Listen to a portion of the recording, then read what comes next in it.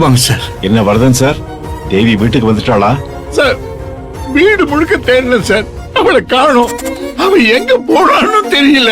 எனக்கு நெஞ்சு வெடிக்கிற மாதிரி இருக்கு சார். வரதன் சார், ப்ளீஸ் நீங்க ஒண்ணும் பதட்டப்படாதீங்க. நான் என் ஆளுங்களை அனுப்பி தேவியை தேட சொல்லிருக்கேன். சார், அவளுக்கு என்ன பைத்தியமா சார் பிடிச்சிருக்கு? கடைசி நேரத்துல போய் காணாம போயிட்டா. நம்மள எல்லாம் தவிக்க விடுறது, அவமானப்படுத்துறது, இதெல்லாம் செய்யறதே அவளுக்கு வேலையா போச்சு. அப்படி இல்லப்பா வரதா. என்ன இல்லப்பா? இல்லப்பா, நான் பெற்றது ரெண்டுமே எனக்கு விஷமா தானே வந்து சேர்த்திருக்கு.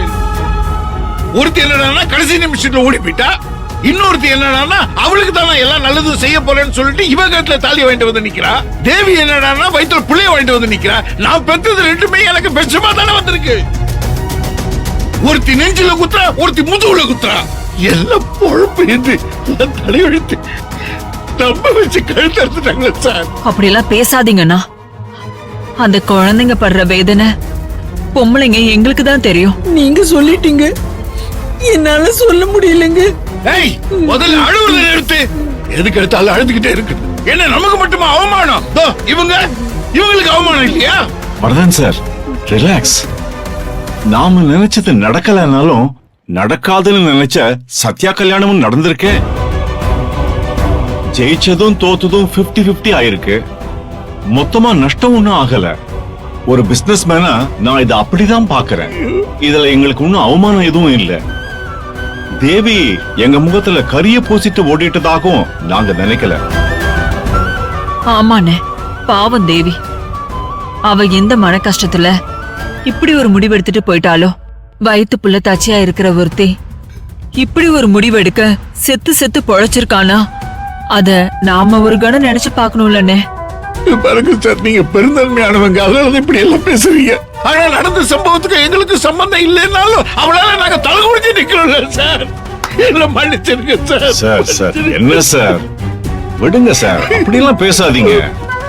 ஒரு அப்பாவா உங்க மனநிலைமை எங்களுக்கு புரியுது. கொஞ்சம் அமைதியா இருங்க.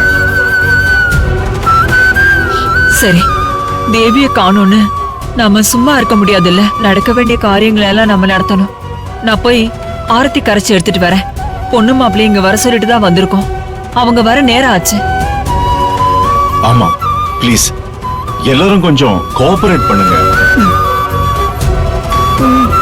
காமாட்சி, நீ போய் ஆரத்தியை ரெடி பண்ணு. அப்புறம் லஞ்சும் ரெடி பண்ணு. பொண்ணு மாப்பிள்ளையெல்லாம் வந்துருவாங்க. செல்வநாயகி குடும்பமும் வரும். நம்ம எல்லாரும் கொஞ்சம் ஜாக்கிரதையா இருக்கணும். எதுவா இருந்தாலும் அவங்க வந்துட்டு போனதுக்கு அப்புறம் நாம பேசிக்கலாம்.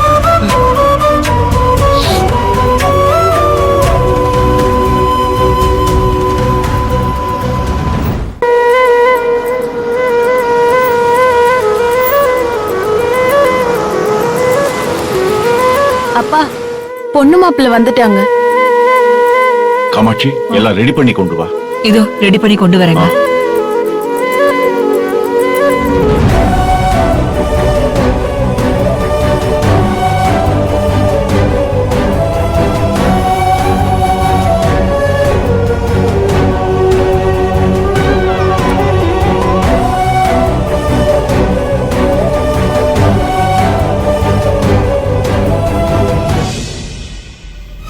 வாங்க வாங்க வாங்க சம்பந்தி.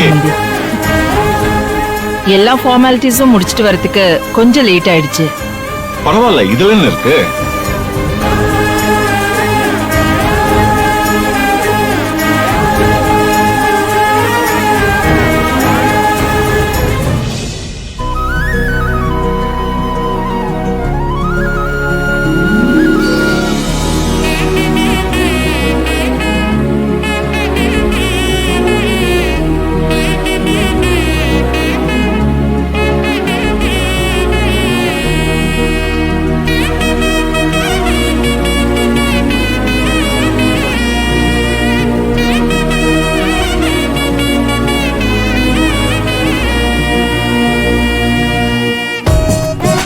வாங்க, எல்லாரும் உள்ள போலாம்.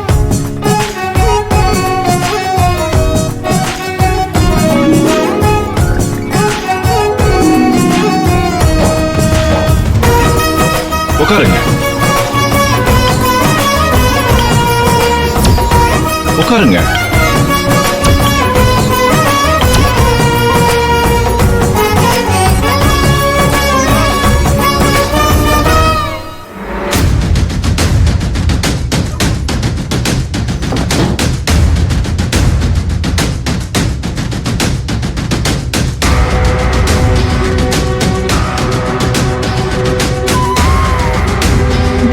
சத்யா, நீ எங்க போற சத்யா?